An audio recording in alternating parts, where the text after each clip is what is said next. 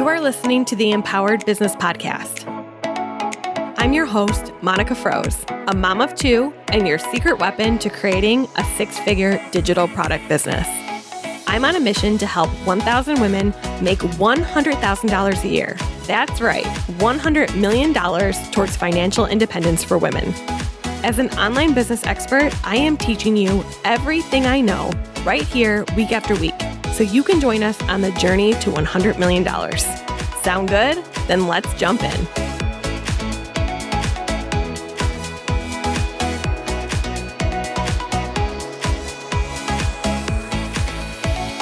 Back to solo episodes. I've had some really amazing guests on for the last few episodes, but today I'm going to get back to a solo show, and I am pretty sure it's not going to disappoint. Before I tell you what it's about, I want you to know that I welcome your feedback. I've said it before, but I'll say it again. There is no one way to run an online business. You don't need a digital product to be successful in online business. Just because I teach the method doesn't mean it's the only method. However, you do need to understand how your business makes money, or else it's not a business. So before wanting to get mad at me for what I'm about to say in today's episode, I challenge you to listen to all the way through, and then please send me a direct message on Instagram. My handle is @redefiningmom, and let me hear your thoughts. I am the only one on my team who reads and responds to DMs, so you will be sure that you're talking to me if you have feedback to share. And I hope whether the feedback is negative or positive, you are willing to share and open up a dialogue with me. Just remember to be respectful. There's no reason to be angry. Let's just have a great conversation about what we're about to talk about. So I guess we should dive right in. Today, we're going to be talking about a potentially controversial topic, if you couldn't tell. And that's because I'm asking the question, is blogging dead? And I'm going to cut right to the chase. Blogging without understanding your customer journey is dead. Content marketing is alive and well. So I guess it's important to understand the difference between the two, eh? First, I do have to say, I'm not a huge fan of the term blogger. I think it diminishes what a lot of very smart and intelligent people have accomplished in their online business, especially women. Blogging is content marketing. A blogger is a content creator.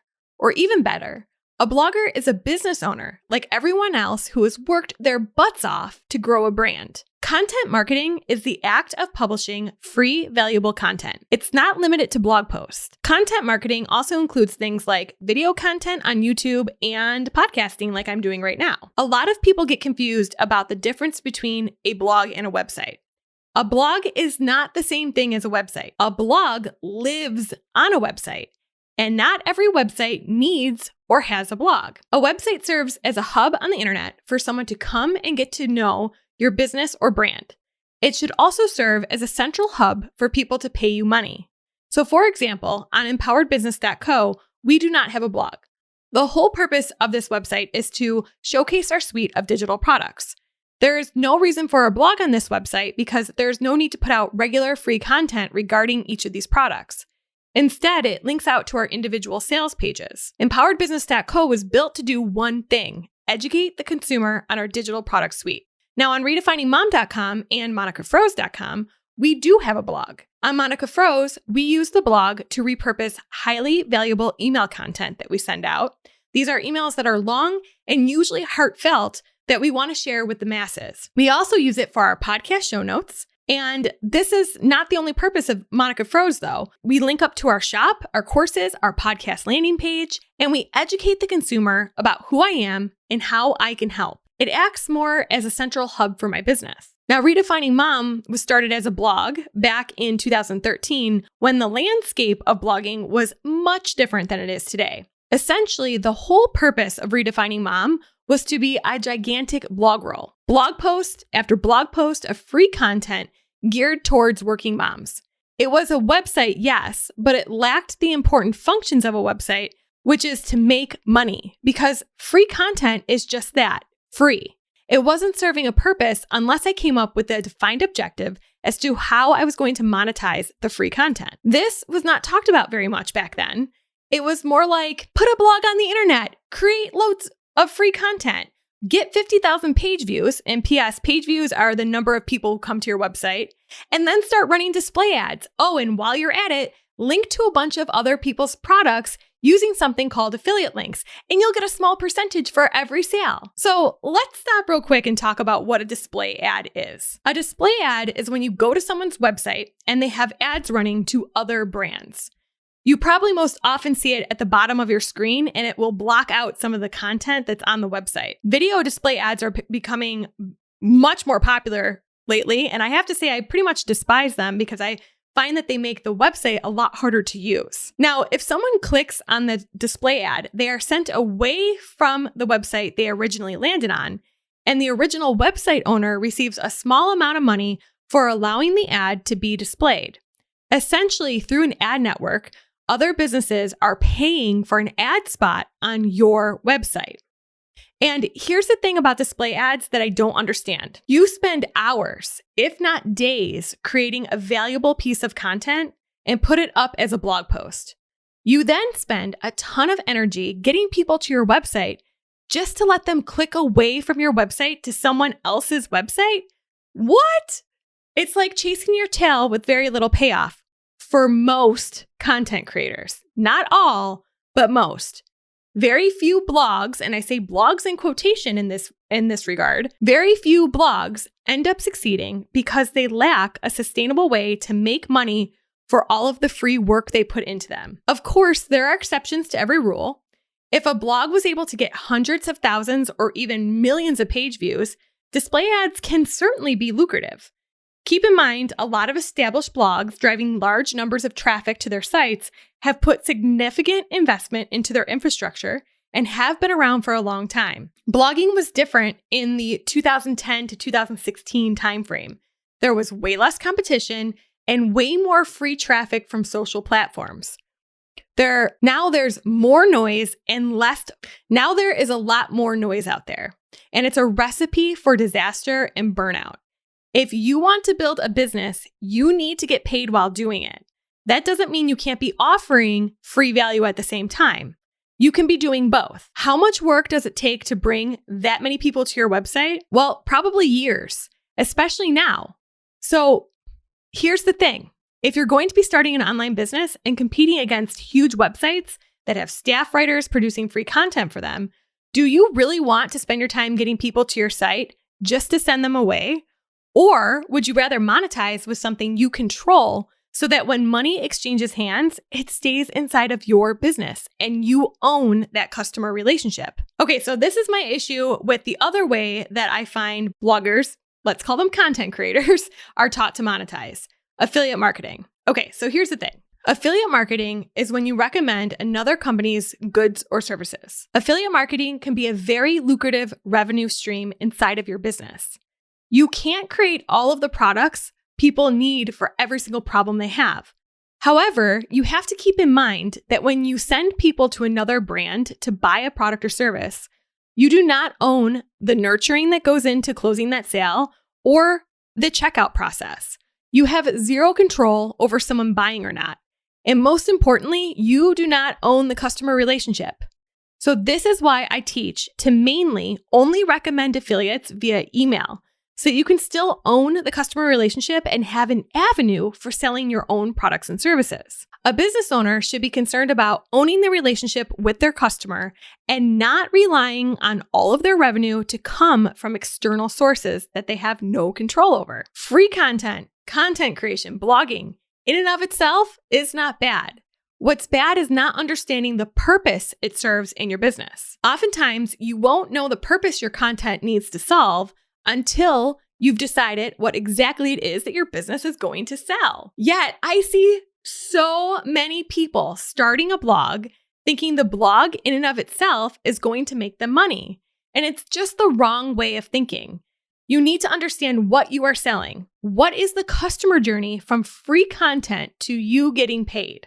A blog post for the sake of publishing a blog post because you think you have to post a new blog post every week is just not the best decision. If you cannot tell me the exact return on investment that you expect the blog post to produce, you shouldn't be focused on it. As a business owner, your concern is making money. Constantly putting out free content with no purpose is not a means to making money. And this is what I see a lot of new, in quotation marks, bloggers being told to do. Here is your permission to stop putting out regular blog posts. Blogging is not, in and of itself, a profitable business model. However, content marketing is a way to attract your ideal customer to you. It serves as an entry point into your brand, not someone else's brand. So, what is your purpose for creating content that you put out into the world? How will it make you money? Typically, if you're talking about acquiring a new customer in your business via free content, it will mean you're leading your visitors down one of 4 paths. The first path would be to get on your email list so that you can continue to nurture that relationship in a medium that you own. Because remember, you don't own social media. Your social followers are irrelevant. You cannot guarantee your reach to social followers. However, you own your email list and the ability to communicate with people who are on your email list. Now, the second path, I should say, that you would use free content would be to get someone to buy your digital product. The third path could be to buy a physical product that you sell. And the fourth path would be to pay you for your services. And these could be done for you services. So you're a service provider, you offer group coaching, or you offer professional services like therapy. Now, in my Facebook group for our signature program on building digital product sales funnels, which is called the Empowered Business Lab, I asked this question. I said, I'm about to record a podcast episode called Is Blogging Dead? When you hear that, what comes to mind? Do you think it's dead? Why or why not? The answers had a common thread. An overwhelming number of people said, no, blogging is not dead. Now, I want to share some of the answers I received back because I find them very interesting. Most people had an adverse reaction to thinking I was insinuating blogging was dead by asking the question. But after engaging in the conversation, it always circled back to blogging being about serving a purpose for your business. Jennifer, a longtime friend of mine in the online world, started her blog back around the same time I started Redefining Mom. We were essentially taught to blog in a similar way. She had this to say, nope. I don't think it's dead. I think it's different now than what I thought it was 5 years ago. What a blog does is provides a platform to then create a digital enterprise, which is something that I never knew 5 years ago when I started. Maybe it wasn't even that big of a thing back then, but it's a way to build a brand and a necessary first step that is pretty awesome since the investment is minimal. To me, a blog is a stepping stone to the digital world. And she's right. Starting a website with a blog doesn't take a ton of money to do, which is why a lot of people view it as a low barrier to entry into the online world. Where I see so many new content creators going wrong is that they don't take the time to really understand why they are pushing out all of the free content. I strongly believe you need to start with the end in mind and work backwards. So the entry point to your business may be free content, but what good is that free content if you don't have a purpose for it? So you'd be surprised how many people teach this backwards, which is why it's important to be vigilant about who you take advice from when you're starting your business. Now, Mia said, when I look at the earnings I make from SEO, which is search engine optimization, generally that would mean Google, and Pinterest, which is another search engine, I would say blogging is not dead. But I did it very strategically, very much from the beginning. All SEO optimized content around my pillar post were very niche down, and it had one goal: to sell her books. She says, I think what is dead is what people often understand as blogging, that a blogger posts once a week and their blog followers come to the blog to read the blogger's new stories. It's just my way of content marketing, like others have a YouTube channel or just started, or like how I just started my podcast. She says, I invested a lot of work in the beginning and now it's bringing in customers nearly on autopilot. So Mia makes a really strong point here. She focused her free content all around her customer journey. And while she may not have had a ton of traffic to her free content in the beginning, over time, it started to pay off. And lucky for her, she knew from the beginning that her content had to serve a purpose in her business, not just be content for the sake of content. Angela went on to offer very practical insight. She said, no, blogging is not dead. And for the simple reason that the internet exists on content. Without content, there's nothing to fill all these queries and searches. While the internet exists in its current form, I think there will always be a place for blogging to supply content that it needs to function. As a business, I think it is also changing. There was a bit of a move towards we don't need to create more content. But I think that people are realizing that yes, we do need to create more free content. Sure, not just for the sake of creating it, but because without it, we are missing the key piece in content marketing. And with it, everything from Pinterest to Google SEO gets so much easier because then you have something to be pushing out to the masses. Now, I've said this before, but I honestly don't know if I've shared it on this podcast. So I'm going to take some time to elaborate on what Angela said and admit a big mistake that I made over the last few years. I stopped putting out free content via blog posts back in 2018. I started spending my content creation time on what I'll call behind the paid firewall. Meaning, if I was going to sit down and create content in my business because I didn't have a big team and I didn't have unlimited amounts of time, it was going to be content that people paid me for, like in my online courses about Pinterest. I would put the majority of my before the paid firewall content into collecting email leads with strategic free content that required you to get on my email list first before I actually delivered the content. I then used my email list to really connect with my community, sending heartfelt emails and engaging with people. Now, I don't regret pausing my free content efforts, but I will say, I wish instead of pausing my free content, that I spent more time on those critical pillar pieces of content that would serve my customer journey in the long run, because then I would get strong Google SEO. I would essentially get Google over time recognizing me and sending me free traffic. And it's not that I don't have that now, because I have been putting content out for a long time, but I essentially took a break from it. And I don't necessarily think that was the right thing to do,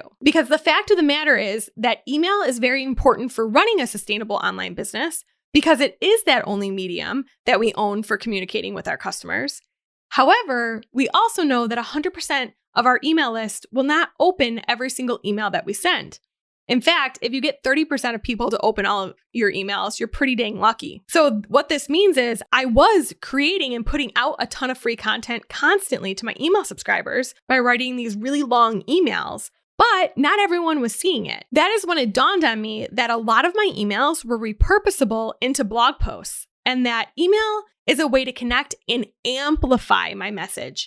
But it shouldn't have been my main way to distribute free content because it was behind a firewall. Meaning, if you weren't on my email list, you didn't even have the chance to see it. So now that I'm podcasting, my main means for providing free content is via the podcast, and I amplify that free content every Thursday by reminding my email subscribers to tune in. It's no secret that the customer journey I prefer and that I teach about is creating paid digital products. So if you are listening to this in real time, I am about to host a free 4-day live training event, April 20th to the 23rd of 2021, and it's called the Digital Product Dash. Now, during this live event, I'll be showing you how to identify, validate, and choose the perfect profitable digital product that you can sell over and over again, even without a current audience or email list. I ran this event in this past January, so just a couple months ago, and we had over 2,000 people participate live, and it was really one of the most amazing experiences I've had to date in my business. And one of the biggest takeaways that participants shared with me was the freedom to stop blogging without intent.